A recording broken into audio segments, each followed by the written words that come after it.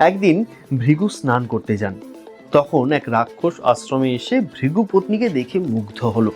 পুলমার শিশু গর্ভচ্যুত হলো, সেই জন্য সেই শিশুর নাম হলো চবন।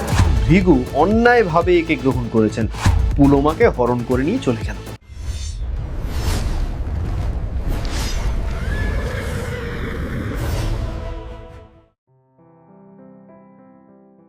আগের দিন আপনারা উতঙ্কের গল্প শুনলেন। উতঙ্কের গল্প টল্প শোনার পর মহর্ষি শৌনক সৌতি মানে উগ্রশ্রবাকে বললেন, আমি ভৃগু বংশের বিবরণ শুনতে ইচ্ছে করি।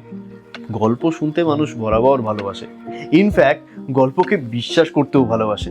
সেখান থেকেই এই সমাজের জন্ম হয়ে গেল। যাকে সেসব কথা অন্য একদিন হবে। আজকে আমরা গল্পে ফিরি। ব্রহ্মা তখন বরুণের যজ্ঞ করছেন। সেই যজ্ঞাগ্নি থেকে মহর্ষি ভৃগুর জন্ম হলো। ভাবা যায় অগ্নি থেকে মানুষের জন্ম। পরবর্তীকালে আমরা দ্রৌপদী ও ধৃষ্টদ্যুম্নকেও দেখব যজ্ঞাগ্নি থেকে জন্মাতে। যাই হোক, সেই ভৃগুর স্ত্রীর নাম ছিল পুলমা।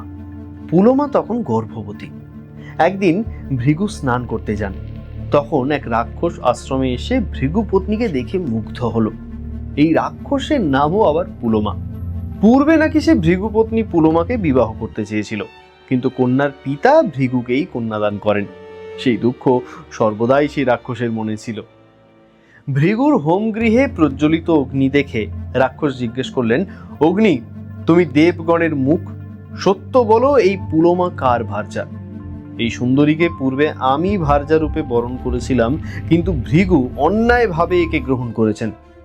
এখন আমি একে আশ্রম থেকে হরণ করতে চাই। কি মুশকিল! অগ্নি ভীত হয়ে ধীরে ধীরে বললেন, তুমি পূর্বে এই পুলমাকেই বরণ করেছিলে, কিন্তু মন্ত্রপাঠ করে তো বিবাহ করনি। পুলমার পিতা বর লাভের আশায় ভৃগুকেই কন্যাদান করেছিলেন। ভৃগু কিন্তু আমার সম্মুখেই একে বিবাহ করেছেন। তবে যাকে তুমি পূর্বে বরণ করেছিলে ইনি সেই পুলমা। আমি মিথ্যে বলতে পারবো না। তখন সেই রাক্ষস বরাহের রূপ ধারণ করে পুলমাকে হরণ করে নিয়ে চলে গেল। পুলমার শিশু গর্ভচ্যুত হলো, সেই জন্য সেই শিশুর নাম হলো চবন। সূর্যতুল্য তেজময় সেই শিশুকে দেখে রাক্ষস ভস্ম হয়ে ভূতলে পড়ল, আর পুলমা সেই পুত্রকে নিয়ে দুঃখিত মনে আশ্রমের দিকে চললেন। ব্রহ্মা তার এই পুত্রবধূকে সান্ত্বনা দিলেন। পুলমার এই অশ্রু থেকে এক নদীর জন্ম হলো। ব্রহ্মা তার নাম রাখলেন বধূসরা। এদিকে ভৃগু সব শুনে তার পত্নীকে বললেন, তোমার পরিচয় রাক্ষসকে কে দিয়েছিল? পুলমা উত্তর দিলেন, অগ্নি আমার পরিচয় দিয়েছিলেন।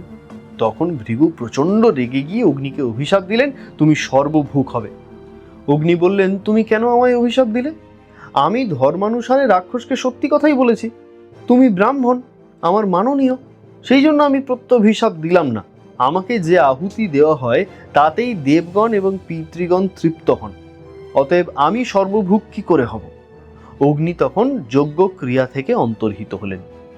মুশকিল, তার অভাবে ঋষিরা উদ্বিগ্ন হয়ে দেবগণের সঙ্গে ব্রহ্মার কাছে গিয়ে সব কথা খুলে বললেন। ব্রহ্মা সব শুনে মিষ্টবাক্যে অগ্নিকে বললেন, অগ্নি, তুমি ত্রিলোকের ধারক এবং ক্রিয়াকলাপের প্রবর্তক। ক্রিয়া লোপ করা তোমার উচিত নয়। তুমি সদা পবিত্র, সর্বশরীর দিয়ে তুমি সর্বভূক হবে না। তোমার গুহ্য দেশে যে শিখা আছে এবং তোমার যে মাংসভক্ষক শরীর আছে, শুধু সেটাই সর্বভূক হবে। তুমি তেজস্বরূপ।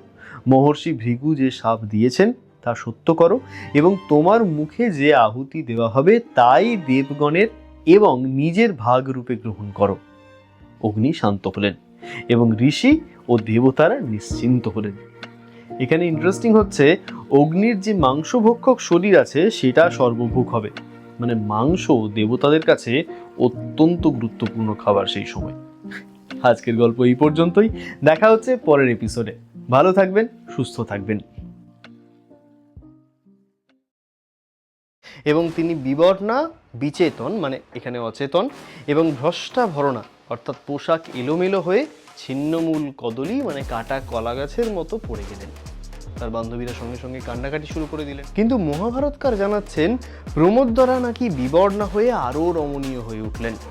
ভূয় মনোহরতরা বভূব তনু মধ্যমা।